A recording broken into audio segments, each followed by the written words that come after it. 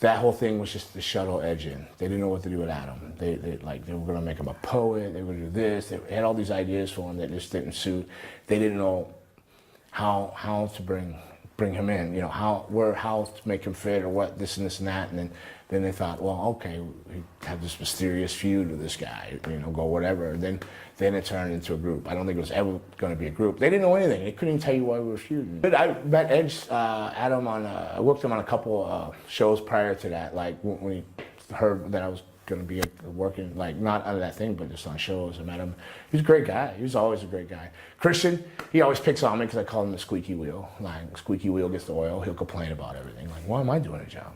Well, you're the smallest guy. Well, that still makes sense. You know, like, I love Christian for that. So, I mean, they're both great guys. I never had any bad feelings about them at all. Were you surprised at all the success that Edge ended up having?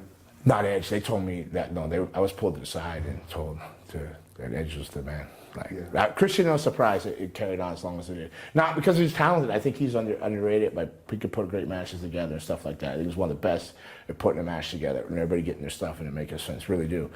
But the Edge, no, I knew. They told me, hey, make sure nothing, this guy's going. Right. They knew he was going. Bottom line, he was. Because there was from day one, he was a man, the man. Going to be the man. Because there was always some confusion that you were initially going to be like the Edge of the group. No. I was strictly there to shuttle. I knew my role. Like, yeah.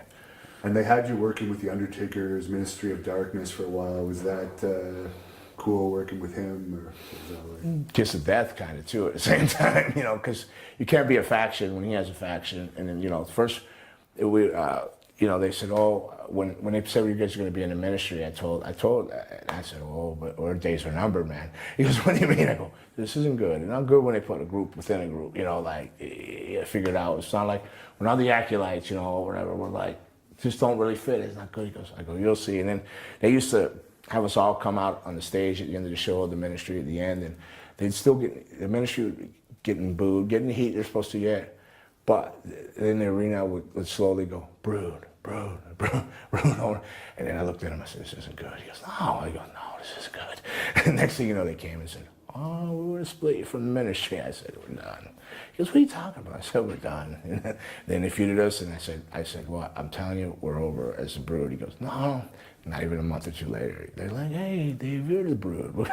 but I knew that I was only there to shuttle him. So that whole brood thing was accidental fire, a wildfire. You know what I mean? It was a spark that should have never caught on and it just burnt rampant, you know. Then they had to get it under control.